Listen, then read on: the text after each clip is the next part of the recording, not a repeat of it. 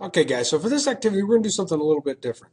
I want you to work on learning how the formation of oil and gas is formed in the earth, and then we're going to talk about the mining of it in the ocean and how we are able to bring that up. But what you're going to do first is just going to take a plain piece of paper, and I want you to fold it into thirds. Okay, so you end up with three separate sections, so it ends up something like that. Once you've got those three sections, on each of these, you're going to write at the top, you'll write scene 1, scene 2,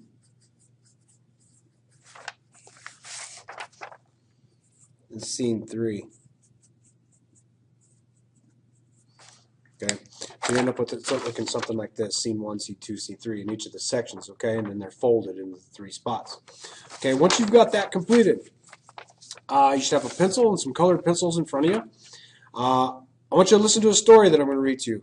As I read these stories, what you're going to do is you're going to carefully listen and draw what I read for you.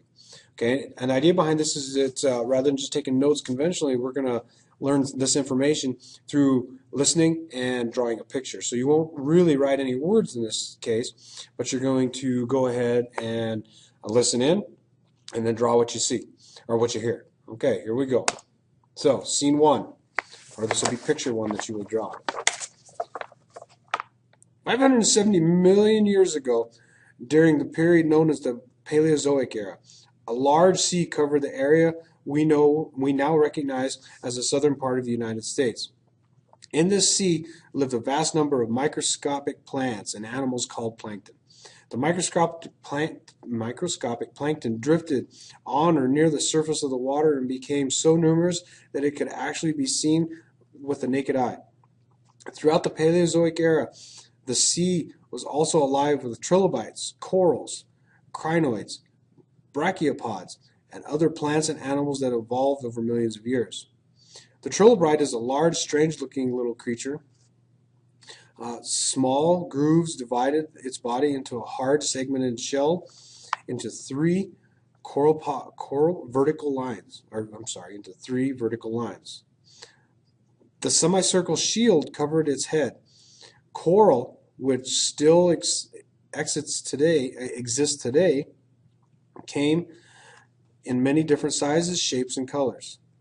The coral bipods were simple animals and were able to take calcium out of the water and convert it into rock-like shelter, which they lived. Crinoids anchored themselves to rocks on the sea floor with a root-like structure that supported a stalk or column topped with a cup-like cavity, which formed into a protective case for a flower.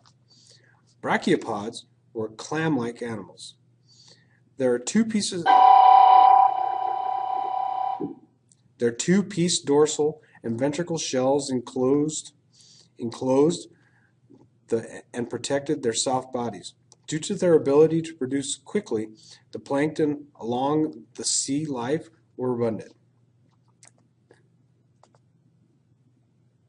As these carbon-containing organisms went through their extremely short life cycles and died, their remains sank to the sea floor and became covered with mud, sand, and sediment from the eroding mountains and surrounding areas. Because they were buried so quickly on the deep sea floor, the plankton and other sea creatures lacked oxygen, which is necessary for decay and decomposition. Draw a picture that shows this scene on the first section of your paper. Okay, so in section 1, that's scene 1, this is where you're going to read what you draw what you saw here. All right, picture 2 or scene 2. So this one's going to go in the middle. 320 million years passed. The layers of the segment on the sea floor became thousands upon thousands of feet deep. These layers were filled with dead plankton, fossilized sea creatures, and eroded rock.